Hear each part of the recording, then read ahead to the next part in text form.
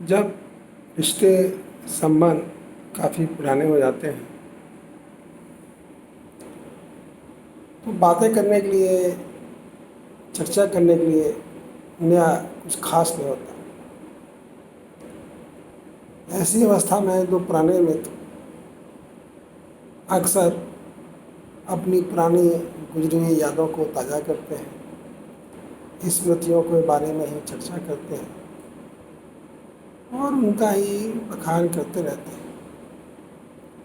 प्रभु जी, मेरा आपसे परिचय मैं जब बहुत छोटा था, 5-6 साल का, तब हो गया था।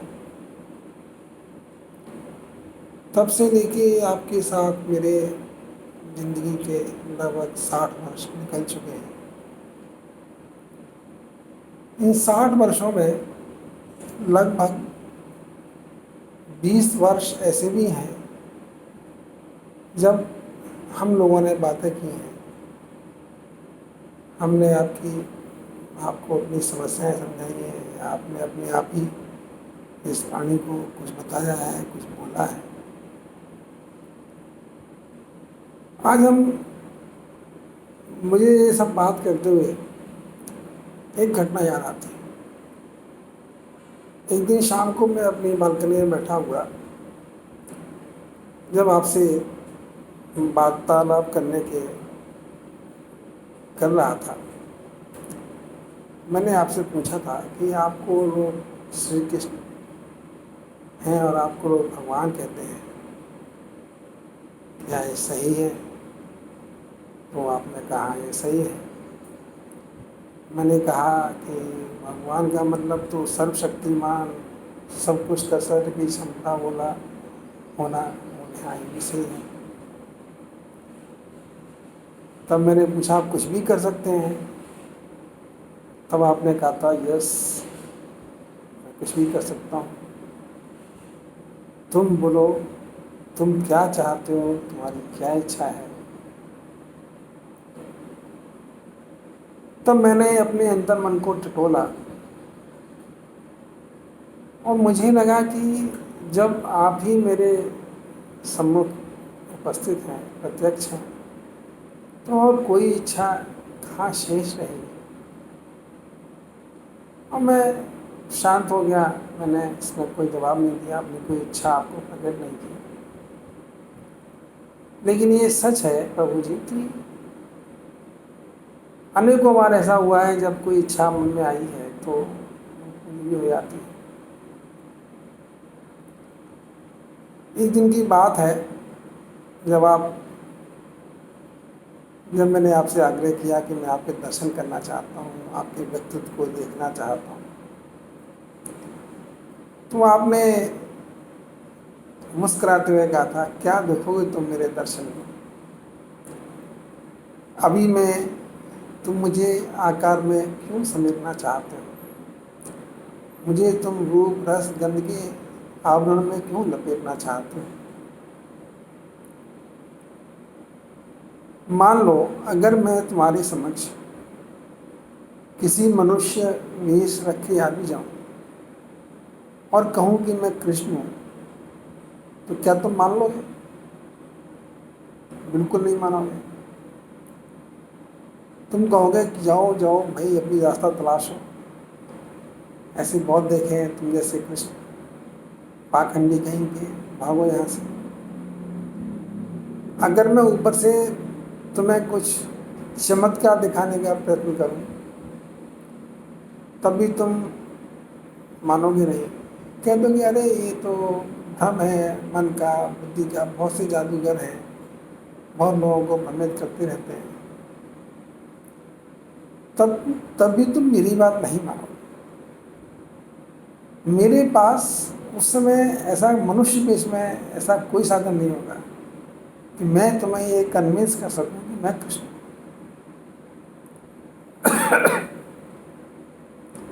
तुम मुझे कृष्ण तब मानोगे जब तुम्हारे अंतर मन की आंखें खुल जाएंगी और तुम अंतर मन से जब मुझे पहचान जाओगे, तभी तुम मुझे मान जाओगे कि मैं कृष्ण हूँ। और जब अंतर्मन की आंखें खुल जाती हैं, जब अंतःचक्षु उद्दीप्त हो जो उठते हैं, तो उन्हें फिर किसी मानव शरीर की आवश्यकता नहीं है मुझे समझने के लिए। मेरे दर्शन से भी कुछ लोग भ्रमित रहते हैं। कुछ कहते हैं कि मेरा दर्शन हो गया तो मुक्त हो जाएंगे, उनकी सब इच्छाएं खत्म हो जाएंगी। दर्शन, फिजिकल दर्शन, मेरे दर्शन से मतलब फिजिकल दर्शन से नहीं है। मेरे दर्शन का मतलब है कि मेरी फिलॉसफी को समझना, मैं क्या कहना चाहता हूँ, मैं तुम्हें क्या, किसी को भी क्या समझाना चाहता हूँ, उस तत्व को समझना, मेरे मेरी फिलॉसफी को समझना, मेरे तत्व को समझना, यही मेरा दर्शन है। अगर मेरे फिजिकल दर्शन से ही सब कुछ हो गया होता तो दुर्योधन के सामने तो मैं न जाने कितनी बार गया, कितनी बार आया, और दुर्योधन क्या न जाने कितने लोगों के सामने मैं घूमता रहता हूँ, विचरता रहता हूँ, किसी पर कोई फर्क नहीं। जो तत्वतः मुझे समझ गया उसने ही मेरा दर्शन कर लिया। मेरे दर्शन का तात्पर्य सिर्फ इतना ही है कि तत्वतः तुम मुझे जानो, यही मेरा दर्शन है और यही मेरा सच है। प्रभु जी, इसलिए जब मैं आपको देखने की चेष्टा करता हूँ तो मैं अपने अंतर्मन की आंखों में आपको टटोलता हूँ। मैं देखना चाहता हूँ कि आप कैसे लग रहे हैं। चाहे मैं यहीं बैठे हुए बांके बिहारी जी के मंदिर में पहुँच के बांके बिहारी जी की प्रतिमा के दर्शन करूं, या बद्रीनाथ धाम पहुंच जाऊं, कलकल बहती अलकनंदा के किनारे बैठकर आनंद का अनुभव करूं, या अंदर मंदिर में जाके आपके गर्भगृह में जाकर आपके समक्ष बैठूं, कहीं भी जाऊं, मुझे आपके साक्षात दर्शन होने लगते हैं। और इसी के लिए मैं आपके साथ अपनी पुरानी स्मृतियों को इस तरह से शेयर ही कर रहा हूँ, आपसे बातें कर रहा हूँ। आपसे बातचीत करने के लिए बहुत दिन से कोई कारण नहीं मिला था किस विषय में आपसे बात करूँ, और आप भी बात नहीं कर रहे थे, तो सोचा इस बहाने से पुरानी बातें आपको याद दिला कर आपके समक्ष कुछ देर बैठूँ, कुछ देर बातें करूँ। कोई और उपाय भी नहीं है आपके साथ संबंध जोड़ने के लिए। आपका चिंतन, आपकी वार्तालाप, आपसे वार्ता, आपका नाम जप, यही बताया गया है। शास्त्रों में भी ऐसा कहा गया है, और मैं भी अपनी बुद्धि और मन के द्वारा ये समझ चुका हूँ कि आपके समक्ष रहना ही जीवन का वास्तविक मकसद है। एक बार आपने कहा था कि तुम्हारे सामने सिर्फ दो ही ऑप्शन है, या तो मेरे पास बैठो या माया में भटको। माया में तुम बाई डिफ़ॉल्ट हो, माया में भटकने लिए तुम्हें कुछ नहीं करना होगा, लेकिन मेरे पास बैठने के लिए तुम्हें प्रयत्न करना होगा। उसके लिए तुम्हें तुम्हारा पुरुषार्थ जागृत करना आवश्यक है। कभी कभी भी ये सही बात है प्रभु जी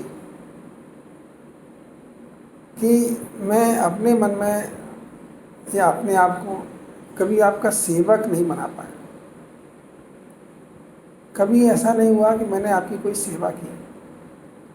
मैं बहुत लोगों को देखता हूँ, मंदिर में जाता हूँ, वहाँ जो ब्राह्मण लोग हैं आपके लिए कपड़े पर आपको मालाएं पहनाते हैं, आरती करते हैं, सेवा शुश्रूषा करते हैं, लेकिन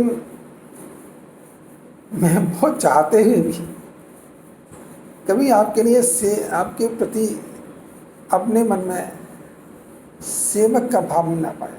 बहुत कोशिश किया, प्रयत्न किया, आया नहीं पहुंचा। कभी ऐसा नहीं लगा कि मैं आपका सेवक हूं। चाहते हुए मैं चाहूं तब भी नहीं कर सकता, आता ही नहीं, मन में भाव ही नहीं आता कि मैं आपका सेवक हूं। जब कभी ध्यान भी करता हूं तो आपके पास बैठना अच्छा लगता है।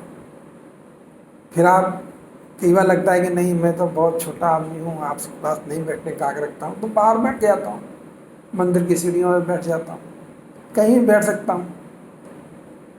आपका स्मृति, आपका जो भी आकृति जो भी मन में आ जाती है, जिस रूप में आ जाए उस रूप में उसका मैं अवलोकन करता रहता हूँ। आप मुझे अपने पास ना बैठने की परमिशन दें तब भी उतना मुझे प्रॉब्लम नहीं है।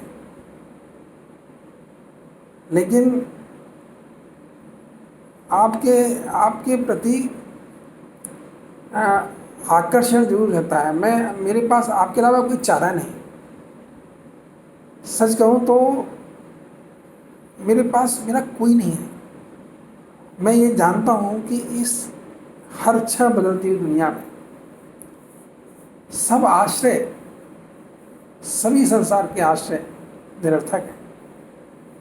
आपके आश्रय लेके जब बैठता हूँ मन में शांति मिल जाती है, आनंद की अनुभूति होती है,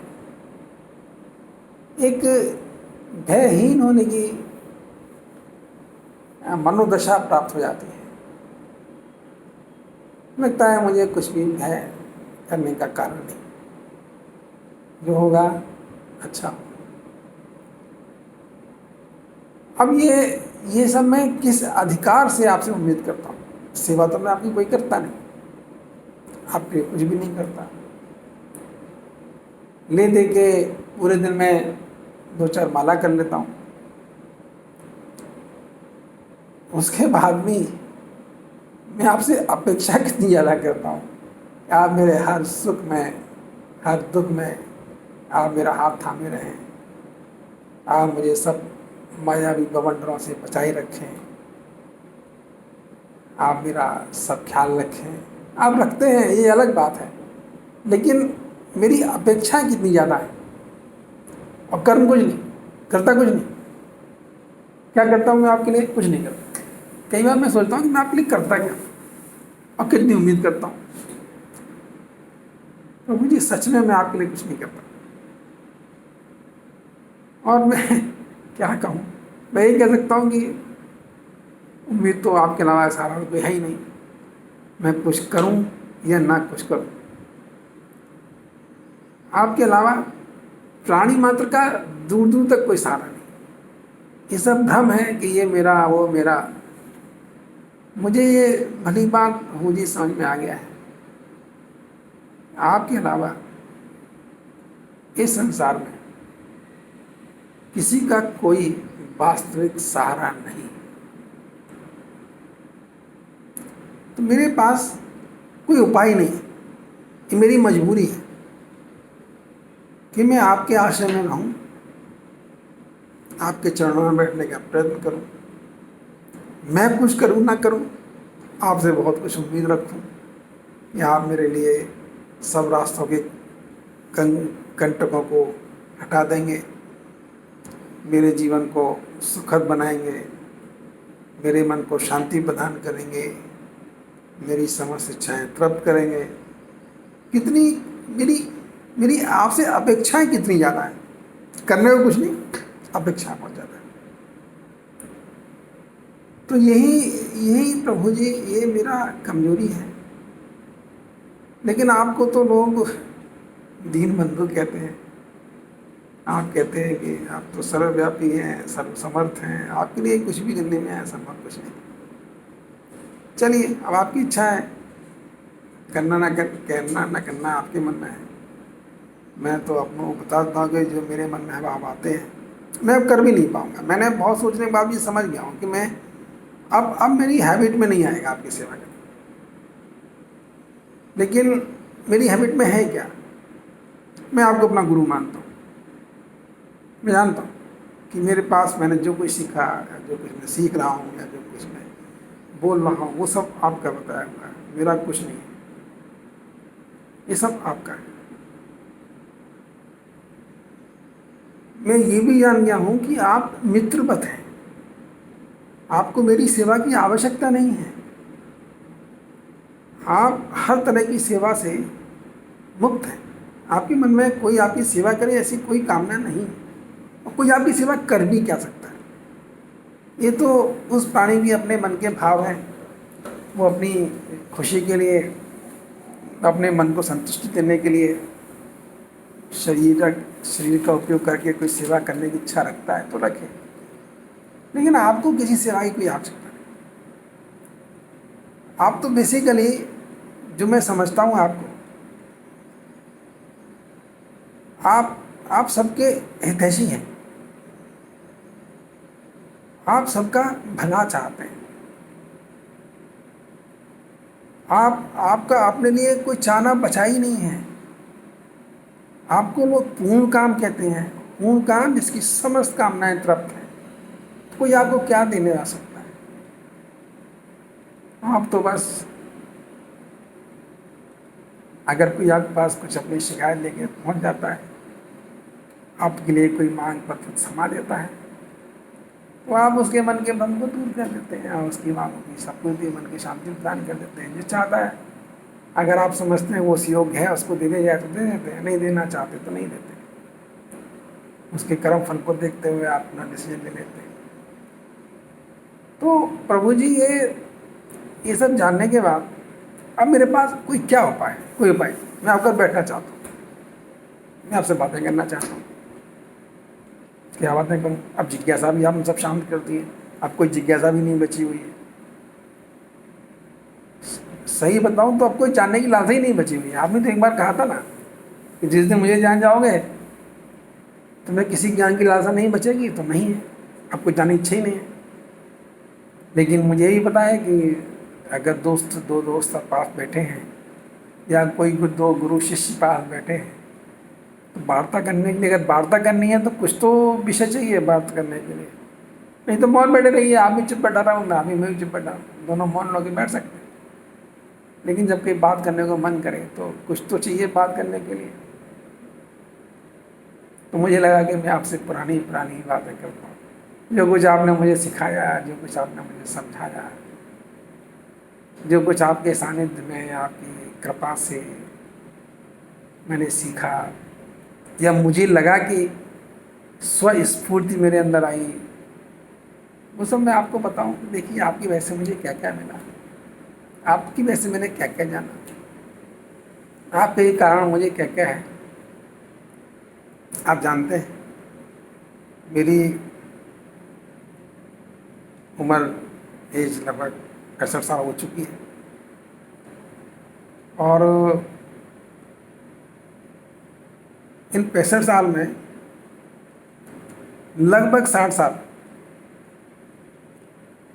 मेरा, मैं आपके आसपास ही घूमता रहा।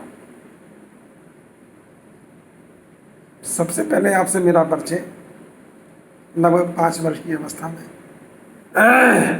वृंदावन में कराया था मेरे पिताजी ने। तब से ऐसी परिस्थितियाँ घूमती रही, ऐसी परिस्थितियाँ घूमते, मेरे पास सिवाय आपका कोई और सारा नजर नहीं आता था। इसलिए मैं आपका ही नाम जप करता रहता था। आपका वो मंत्र है ना, हरे राम राम राम हरे हरे, हरे कृष्ण कृष्ण कृष्ण हरे हरे। इस मंत्र का जाप करने के अलावा मेरे पास कोई और कुछ था ही नहीं करने के लिए। क्या करूं? जीवन के जब सब रास्ते बंद हो जाते हैं, जब कुछ नहीं सोचता, तो फिर आपकी याद आती है। ऐसा ही होता है, हमेशा ऐसा होता है, हमेशा ऐसा होता रहेगा। जब कोई उपाय नहीं तो आपका ही उपाय है। तो बस मैं आपके आसपास घूमता रहा। अब मेरी स्मृति पटल में एक एक घटनाएं निकल के आ रही। बच्चा था, कौन कौन कब कब कैसे कैसे मिला। अब मेरा समय आ गया है कि मैं अपनी पुरानी स्मृतियों को, जो कहीं किसी आपने ही कहीं किसी दबा के रख दी है, आपकी बताई हुई शिक्षा के अनुसार सबको भूल जाओ, सब याददाश्तों को ख़त्म कर दो। अनकॉन्शियस माइंड के जिस कोने में यादें छुपी रहती हैं, आपने कहा उसे क्लीन कर दो। काफ़ी कुछ क्लीन हो गया है। फिर जब आपसे बातें करते गए हैं तो सोचता हूँ धीरे धीरे करके उनको वापस लूँ, उन्हीं को वापस लेने के लिए ये वीडियो बना रहा हूँ। आपको समर्पित है, इसे स्वीकार कीजिए।